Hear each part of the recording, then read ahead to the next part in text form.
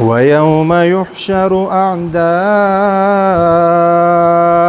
الله إلى النار فهم يوزعون حتى إذا ما جاءوها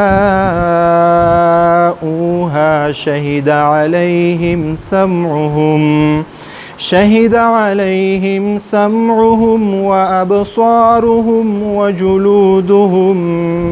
بما كانوا يعملون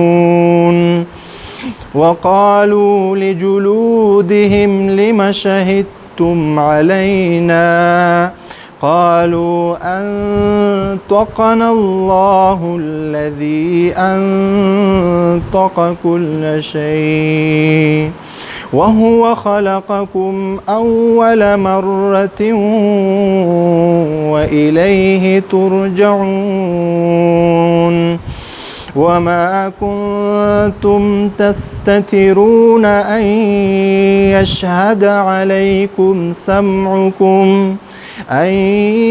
يشهد عليكم سمعكم ولا أبصاركم ولا جلودكم ولكن ظننتم أن الله لا يعلم كثيرا مما تعملون وذلكم ظنكم الذي ظننتم بربكم أرداكم فأصبحتم من الخاسرين فإن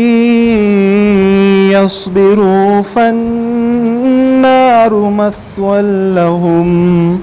وإن يستعتبوا فما هم من المعتبين وقيضنا لهم قرناء فزينوا لهم ما بين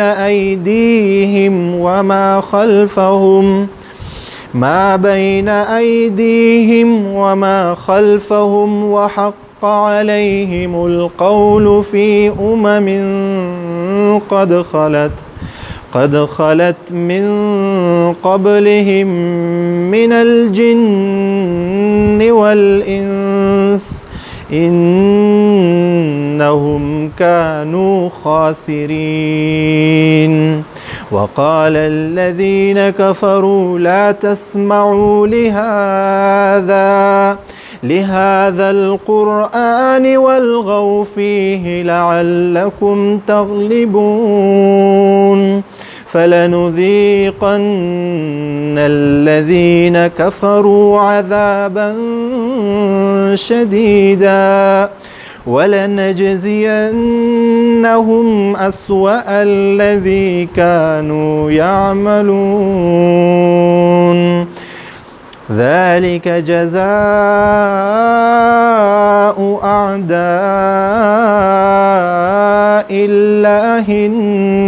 النار لهم فيها دار الخلد جزاء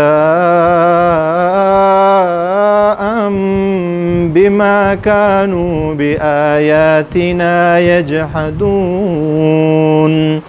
وقال الذين كفروا ربنا أرنا الذين أضلانا من الجن والإنس نجعلهما تحت أقدامنا ليكونا من الأسفلين